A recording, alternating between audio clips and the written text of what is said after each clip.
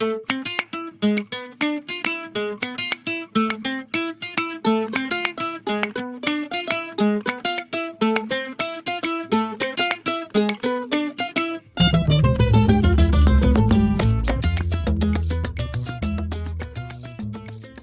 mon pompon.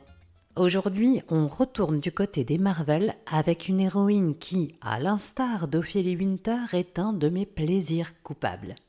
Les aventures de Natasha, Natalia à l'origine, Romanova ou Romanoff, alias Black Widow, ne devraient en effet pas tant me réjouir. Et pourtant, comme à la grande époque où Ophélie arborait Prum Dug une coupe courte à pic rouge pour chanter Je marche à l'envers, comme le ferait Natacha dans sa combi-aventouse, me voilà à battre des mains tel un bébé otari joufflu à chaque apparition de Black Widow. Mais Captain Siofro, je comprends pas, elle est super cette héroïne, non?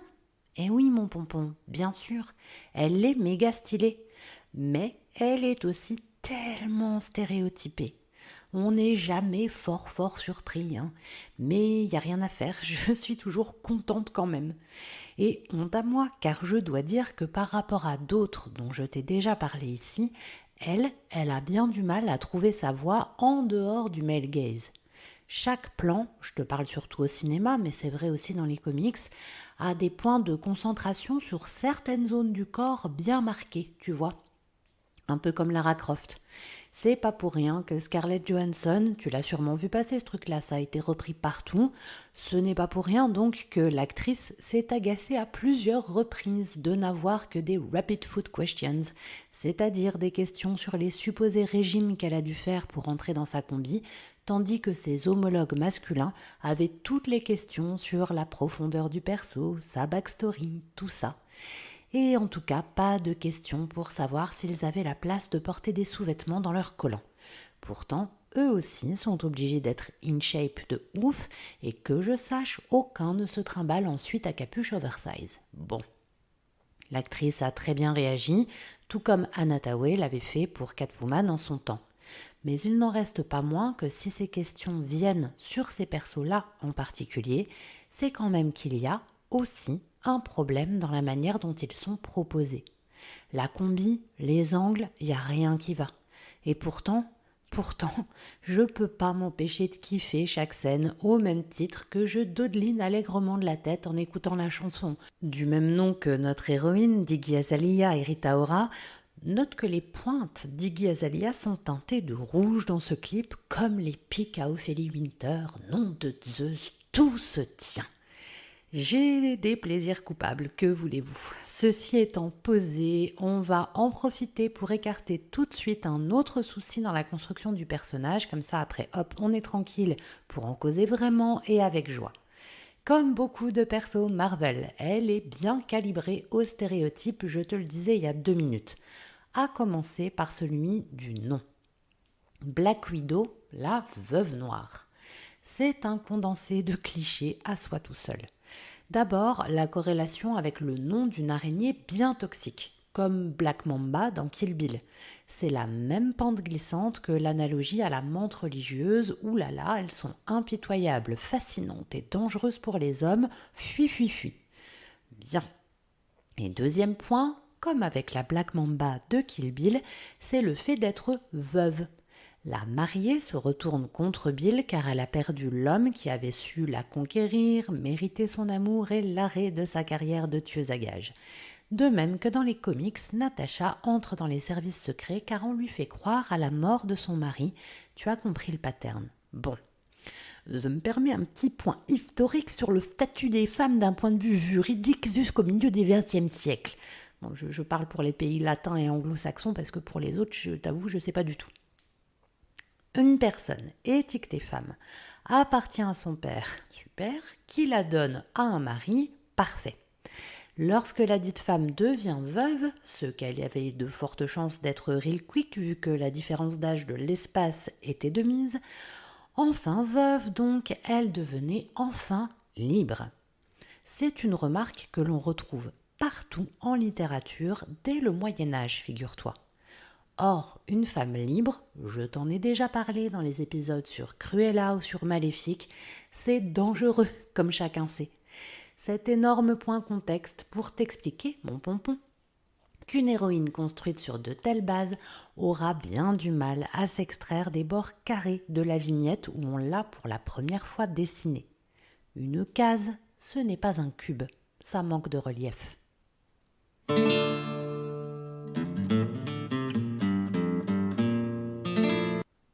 Eh ben tant pis, moi Black Widow, je l'aime quand même.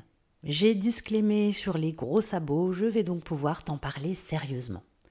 Comme beaucoup d'autres, Natasha Romanoff est créée afin d'illustrer ce qui a fait les grandes heures du film d'espionnage, la guerre froide et l'éternelle lutte entre la Russie, ou plutôt l'URSS, et les États-Unis, ou plutôt le reste du monde, et les gentils. Les œuvres sont américaines, donc on est un poil biaisé. Dans les comics, je te l'ai dit, c'est la mort de son mari espion et pilote qui déclenche l'entrée de l'ex-ballerine dans sa carrière au KGB. Dans les films, ils ont assez astucieusement créé une backstory un peu moins romantique en montrant des enfants élevés pour devenir des machines. Ça nous rappelle un peu le destin de Wanda Maximoff et Vif Argent, si tu as suivi l'épisode sur Wanda, aka The Scarlet Witch.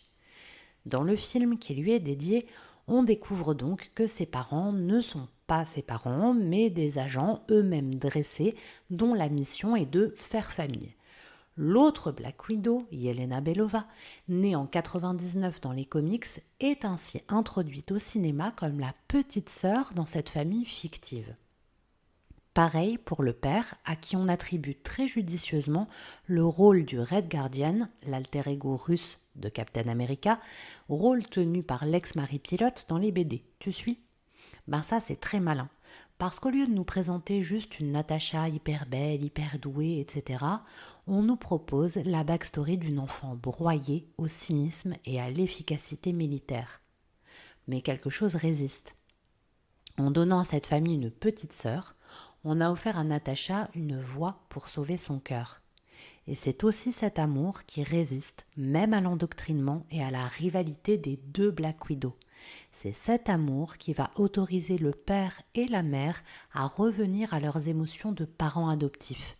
C'est très convenu, je te l'accorde mon pompon, mais c'est déjà plus intéressant, je trouve, comme voie de résistance au mal que la simple allégeance à un autre pays. Et puis la petite sœur, jouée par Florence Pugh, on l'aime bien Florence Pugh dans ce vaisseau, eh bien elle va venir désacraliser un peu le stéréotype de l'espionne hyper sexualisée en apportant une touche de second degré que perso, tu commences à me connaître, j'ai plutôt bien apprécié. La petite sœur imite la grande dans sa pose mythique de Black Widow. Un genou et un poing à terre, l'autre jambe tendue au ras du sol, parallèle à l'autre bras, prêt à l'assaut, et le petit mouvement de cheveux pour redresser la tête avec un regard de panthère. Ce qui, comme le fait remarquer la sœur, ne sert à rien dans la bagarre, c'est juste pour le style. Lol. Humour très méta, puisque c'est ainsi qu'on nous a introduit le personnage au cinéma lors de sa toute première scène de combat dans Iron Man 2. Et comme je te l'ai dit en intro, c'est aussi ça que le public aime honteusement. On adore la chorégraphie parfaite de ses combats et aussi son assurance. La meuf, c'est une machine de guerre. Il n'y a pas de doute dans ses mouvements. Elle sait qu'elle peut sauter dans le vide et toujours trouver un bazar au hasard auquel se raccrocher. Elle sait qu'elle peut foncer dans un couloir et dégager 20 dudes à elle toute seule. Et elle contrôle. Elle est en contrôle de tout le temps lorsqu'elle se bat. Souviens-toi de la scène où, attachée sur une chaise, elle se fait interroger de façon, on va dire, musclée. Téléphone et réplique à double sens mythique. I'm in the middle of an interrogation. This moron is giving me everything. L'interrogatoire, c'est elle qui le mène. Et l'abruti qui donne tout, il croit être au max pour la faire craquer, mais en vrai, il est en train de lui distiller toutes les infos dont elle a besoin. Franchement, encore une fois, c'est pas fin, mais c'est quand même un peu gaulerie. Elle usera du même stratagème pour tirer les vers du nez à Loki. Elle se montre vulnérable, touchée par les mots de l'ennemi sur son passé avec Clint Barton, mais en réalité, elle le pousse ainsi à trop en dire et en déduit qu'il compte se servir de Hulk. c'est le gros verre qu'elle lui tire du nez. Excellent ça. Ah bah non, mais on fait dans le subtil aujourd'hui, t'as vu ? Nous voici donc avec une héroïne conditionnée, programmée, qui semble ne jamais baisser la garde, parée à survivre à tout pour poursuivre la mission. Lorsqu'elle se prend une balle dans l'épaule, c'est très parlant. Il y a une seconde de souffle crié, puis elle souffle 2 fois par la bouche, ferme les yeux, analyse. La blessure ne va pas la tuer, en tout cas pas tout de suite. Alors elle ferme son visage et son corps. Elle attend. Et lorsqu'elle est soignée, elle pousse la douleur de côté en plaçant sa concentration sur la résolution du problème qui se pose. C'est ça qu'elle fait, Natacha, toujours. Elle substitue le mal par la concentration sur le bien.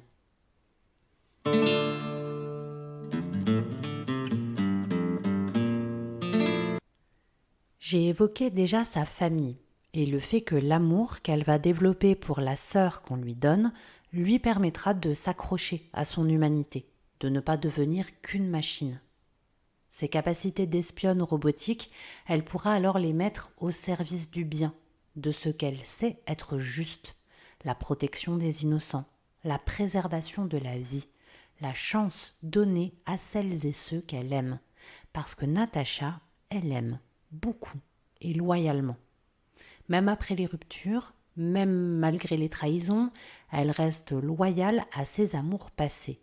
Il n'y a que du doux dans son rapport à ceux à qui elle a donné son cœur.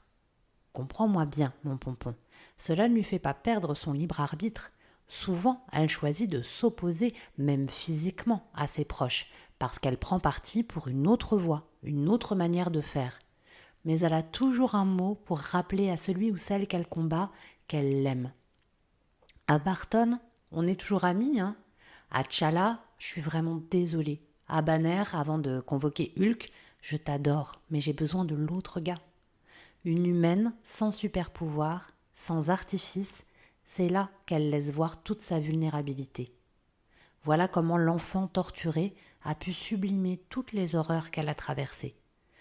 Ce qu'elle est la dégoûte, c'est ce qu'elle dit à Banner, qu'elle aussi est monstrueuse, même si c'est plus invisible.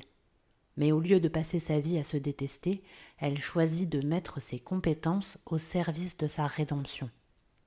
Il y a une scène en particulier qui m'est tout de suite venue en tête en cherchant quel personnage pourrait bien incarner l'exercice du jour. Dans le film éponyme, Natacha se laisse un peu tabasser par le grand vilain, parce qu'elle a capté qu'il y a quelque chose dans ce qu'elle respire qui lui permet de contrôler les femmes dont il ne se sert que comme arme pour qu'elles ne puissent pas s'en prendre à lui. Mais comme il n'est pas assez balèze, elle termine elle-même le travail en se cassant le nez. Elle fait de sa douleur une libération de l'emprise. On la voit plus tard replacer son nez sans moufter parce qu'elle observe sur un écran géant l'image de toutes les femmes qu'elle est en train de libérer. La douleur est déplacée. L'esprit est concentré sur autre chose, sur l'objectif qu'elle donne à tout cela. C'est ce qu'elle offrira aussi avec sa scène finale. Elle choisit la mort pour sauver le monde. Elle choisit la mort pour que Clint Barton ne prenne pas ce rôle. Il faut un sacrifice. Alors elle se jette dans le vide en souriant et en disant à celui qu'elle a aimé « It's okay ». Elle ne ressent que son alignement, elle sait qu'elle est juste, elle remplace la peur de la mort par le sens qu'elle a su donner à sa vie.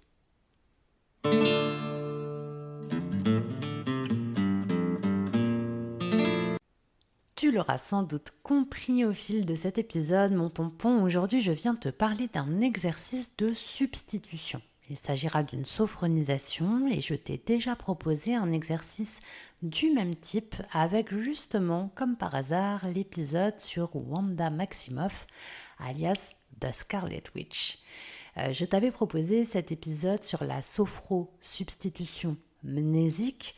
Donc, comme je te l'avais expliqué, on vient en fait remplacer les ressentis négatifs liés à un souvenir plus ou moins traumatique, en tout cas négatif. On vient remplacer ces ressentis négatifs par des ressentis positifs pour aider le ou la sophronisée à reprendre conscience que tout n'est pas teinté de noir autour de ce souvenir-là et qu'on peut faire réémerger des choses positives avec se souvenir. Donc comme je te l'avais expliqué à ce moment-là, il ne s'agit pas du tout d'écraser la sauvegarde. On ne fait pas oublier le mauvais souvenir. C'était précisément l'erreur que tentait de commettre notre personnage dans cet épisode-là. Mais bien au contraire, on vient distiller, infuser, diffuser d'autres ressentis bons, agréables, pour envelopper, enchasser ce mauvais souvenir et en fait empêcher qu'il ait des conséquences dans le présent. Des conséquences négatives évidemment. Ici, la sophronisation que je te propose aujourd'hui est vraiment de la même famille. Il s'agit de la sophrosubstitution, donc on reconnaît le mot substitution, donc de remplacement. Sophrosubstitution sensorielle, la SSS pour les intimes. Alors autant la substitution mnésique, c'était un exercice du 3e degré. Si tu suis régulièrement ce podcast, tu commences à connaître les différents degrés. Pour les 2 pompons du fond qui ne suivent rien du tout, je rappelle vite fait. 1er degré, ce sera le cas de la sophronisation du jour. 1er degré, on travaille sur les ressentis, notamment physiques, et sur le présent. Donc ce sont les ressentis à l'instant T, à l'instant donné. 2e degré, on est dans la futurisation, donc on se projette, et dans l'observation.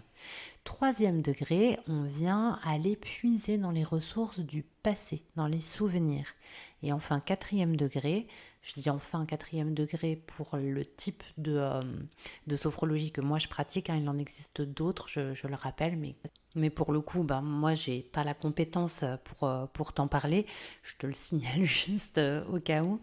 Donc 4e degré, on est dans la totalisation, donc on est à la fois dans le passé, le présent, le futur, et surtout on vient prolonger un petit peu tous ces effets de ressenti, d'observation, de prise de conscience de ses capacités passées et réelles pour justement venir réfléchir un petit peu plus profondément sur les valeurs humaines et les valeurs qui sont les siennes. Voilà pour le rappel sur les degrés.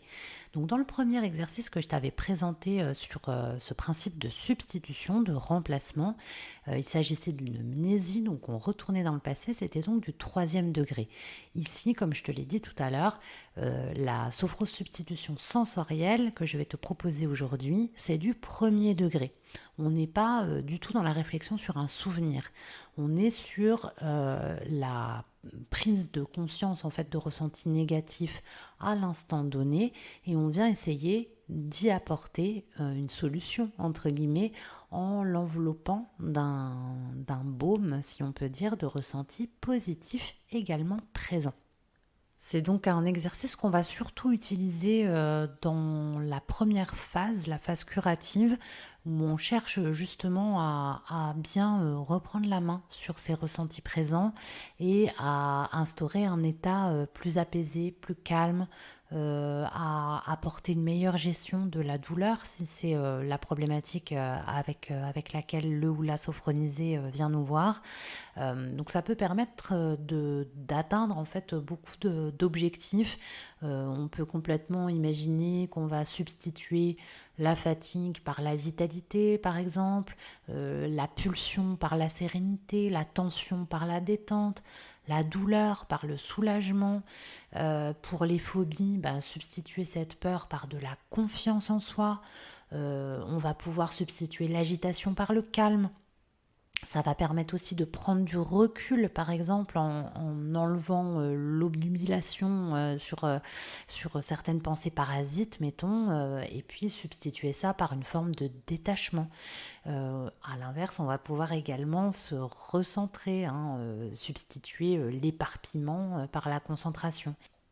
J'en oublie certainement et en tout cas, je t'ai dit, on l'utilise surtout en curative. En vrai, on l'utilise que en curative puisque quand on passe à la 2e phase, la phase préventive, on va justement se servir de l'autre sophronisation dont je t'ai reparlé là en début de cette partie, la sophrosubstitution mnésique, puisque là, on va justement avancer un petit peu plus vers la prise de conscience de capacités qu'on a, de choses positives qu'on a déjà vécues, qui viennent remplacer peut-être des choses qui entravent de manière plus profonde l'avancée du ou de la sophronisée.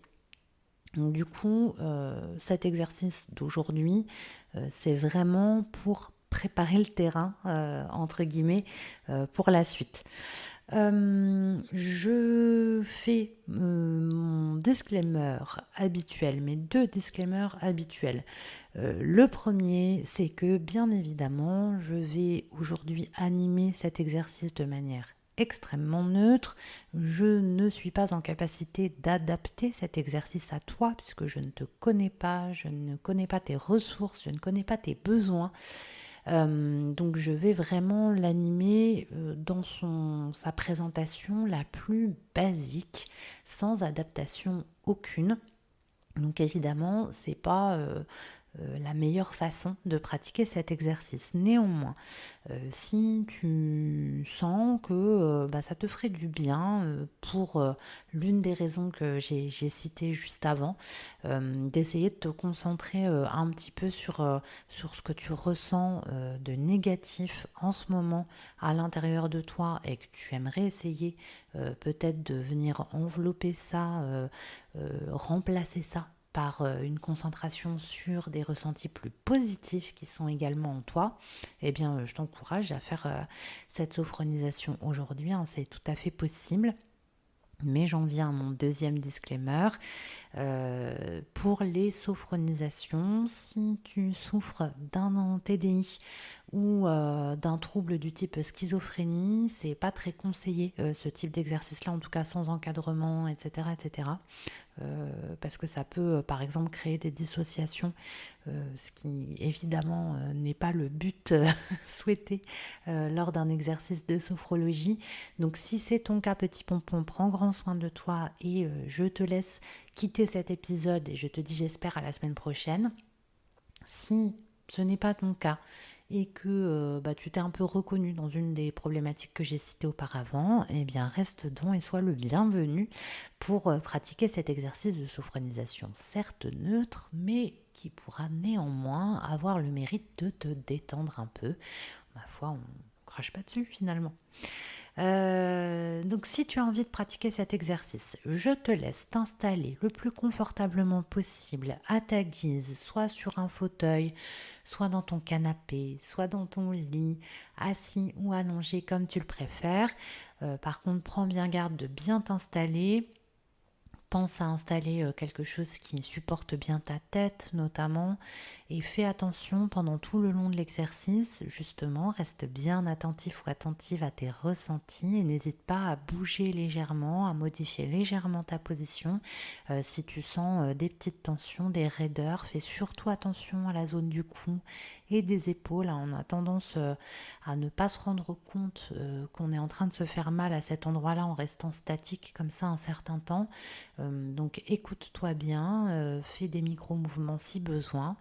Reste bien, comme je te l'ai dit, concentré sur tes ressentis. C'est vraiment un exercice qui porte exclusivement là-dessus. Donc écoute-toi, laisse venir ce qui vient sans juger ce qui vient. Accueille toutes tes sensations telles qu'elles sont. C'est aussi un exercice de prise de conscience de ce que tu ressens. Et puis évidemment, reste bien concentré sur le son de ma voix pour suivre la relaxation au fur et à mesure. Je te laisse t'installer confortablement avant de commencer cet exercice. Et si tu es prêt ou prête, tu peux fermer les yeux. Concentre-toi d'abord sur le haut de ta tête. Imagine comme une onde de calme qui vient envelopper le haut de ton crâne. Laisse ce calme se mêler à tes cheveux, caresser ton cuir chevelu. Sens-le s'étirer jusqu'aux oreilles.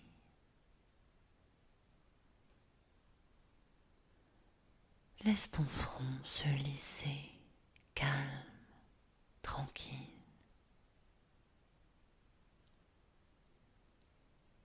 Essaie de créer de l'espace entre tes 2 sourcils.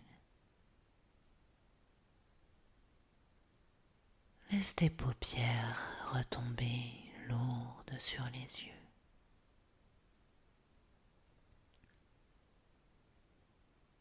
Détends tes tempes, tes pommettes. Relâche les ailes de ton nez. Et concentre-toi sur ta respiration. Prends le temps de ressentir la fraîcheur de l'air à chaque inspiration. Et sens la chaleur de cet air à chaque expiration.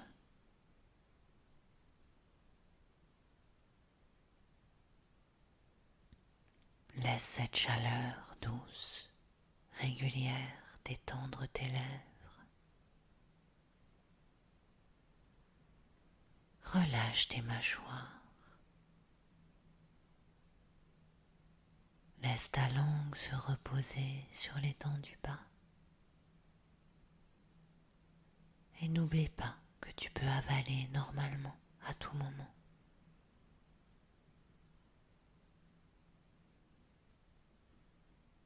Laisse encore retomber tous les traits de ton visage, du front jusqu'au menton.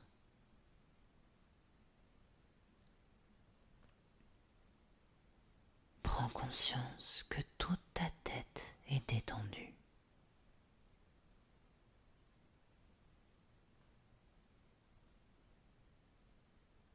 Laisse maintenant cette onde de détente parcourir ta nuque. Laisse-la envelopper ton cou. Sens-la se déposer doucement sur tes épaules. Laisse tes épaules s'abaisser encore.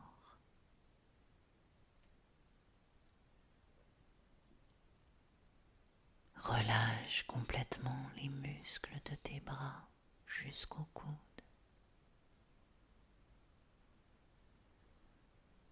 Laisse tes avant-bras se détendre complètement. Relâche tes poignets et laisse tes mains s'étirer de la paume jusqu'au bout de chacun de tes doigts.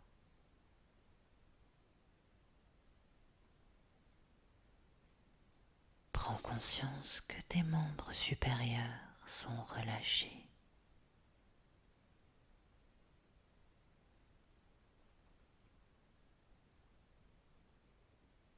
Concentre-toi maintenant sur l'espace entre tes deux omoplates. Essaye de ressentir cet espace comme un point qui s'arrondit, s'étire, s'étale. Laisse tout ton dos s'étaler de plus en plus tout le long de la colonne. Et relaxe complètement tes lombaires.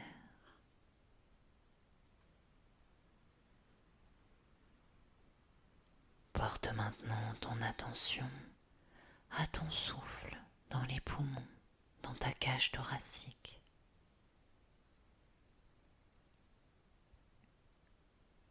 Ressens le mouvement de l'air.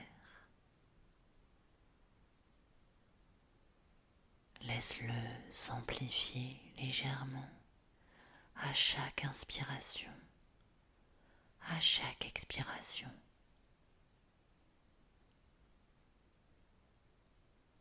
Laisse ce mouvement doux, ample, régulier, assouplir tes côtes.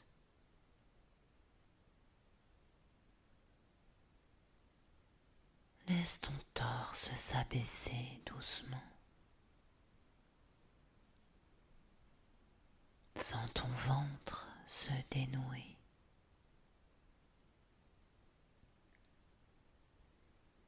Relâche complètement tes hanches, tes fessiers.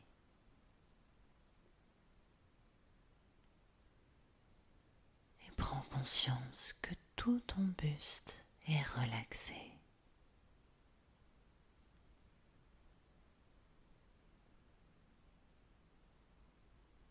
Accueille maintenant cette détente dans tes cuisses.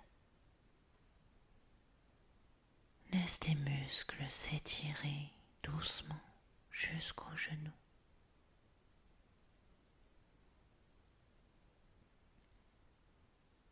Sens la détente glisser le long de tes tibias.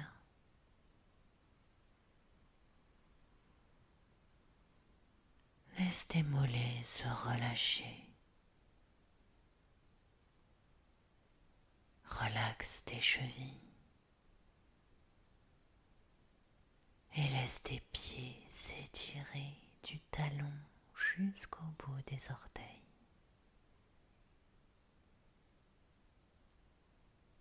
Prends conscience que tout le bas de ton corps est relâché.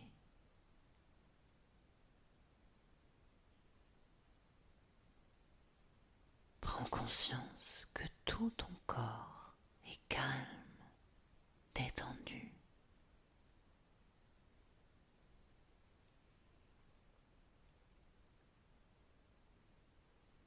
Tu peux maintenant porter ton attention sur les zones douloureuses de ton corps ou les zones de tension, de fatigue ou de stress.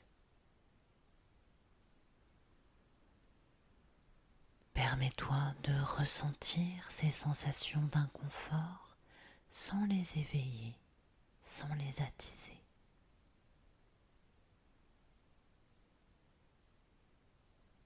Prends le temps de les observer comme des tensions isolées dans ton corps détendu.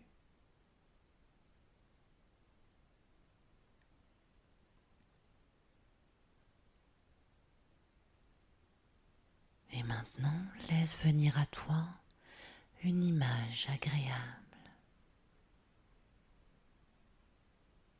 Pense à quelque chose de doux et familier.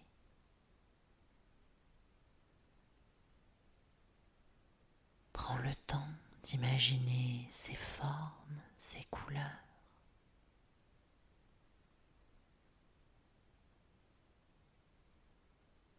Écoute les sons qu'il produit ou son odeur ressent là.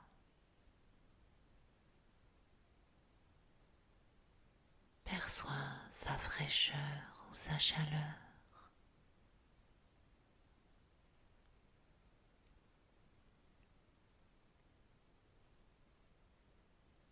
Accueille l'ensemble de ces sensations agréables.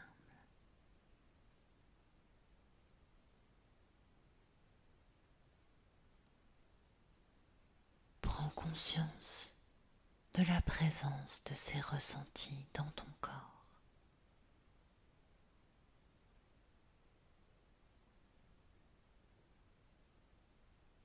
Et je te propose maintenant de laisser progressivement s'estomper les sensations d'inconfort que tu avais repérées.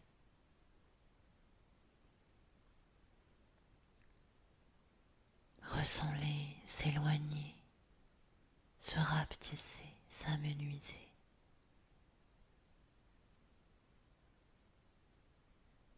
Et viens les remplacer par tes sensations positives de fraîcheur, de chaleur, de douceur.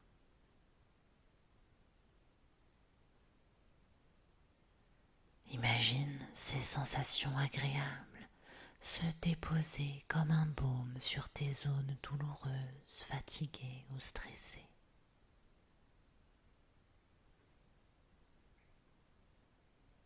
Augmente l'intensité de ces sensations agréables.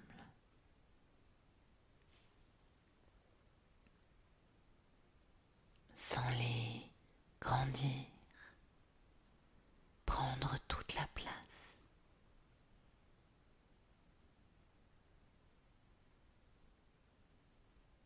Imagine que tu les diffuses à chaque respiration dans tout ton corps.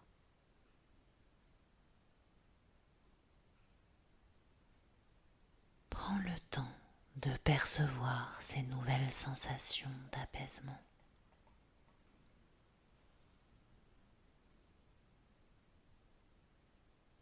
Porte maintenant ton attention aux zones soulagées dans ton corps.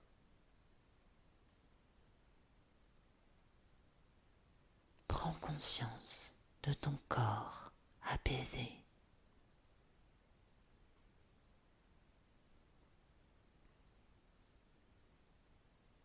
Je te propose maintenant d'ancrer cette sensation d'apaisement positif en toi, maintenant. À mon signal et à mon signal seulement, tu prendras une longue inspiration par le nez, puis tu retiendras ton souffle. Tu te concentreras très fort sur ces sensations positives, nouvelles dans ton corps.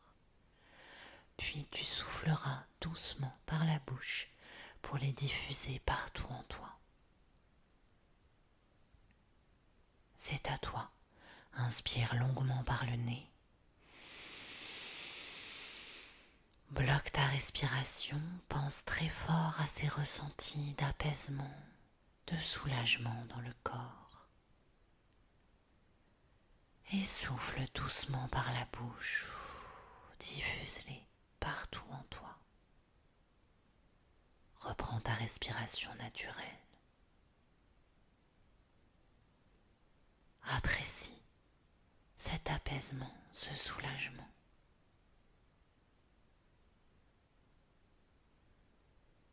Prends conscience de ta capacité à remplacer le négatif avec du positif.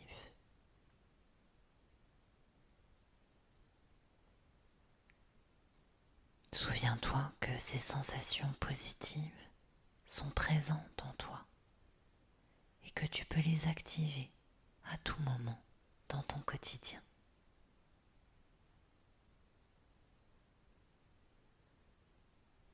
Tu peux maintenant reprendre doucement conscience des bruits qui t'entourent dans la pièce où tu te trouves ou à l'extérieur de cette pièce. Reprends conscience des points d'appui de ton corps, les pieds, les mollets, les fessiers, les bras, le dos, la tête. Tu peux prendre une longue inspiration pour te dynamiser et souffle fort par la bouche. N'hésite pas à remuer doucement tes pieds, tes mains, ta nuque, tes épaules. Baille si tu en as envie, étire-toi si tu en as besoin. Et quand tu seras prêt ou prête, tu pourras ouvrir les yeux. L'exercice est terminé. J'espère que cet épisode t'a plu. Attends-toi à un épisode de Noël un peu particulier pour le prochain qui t'attend, je ne t'en dis pas plus.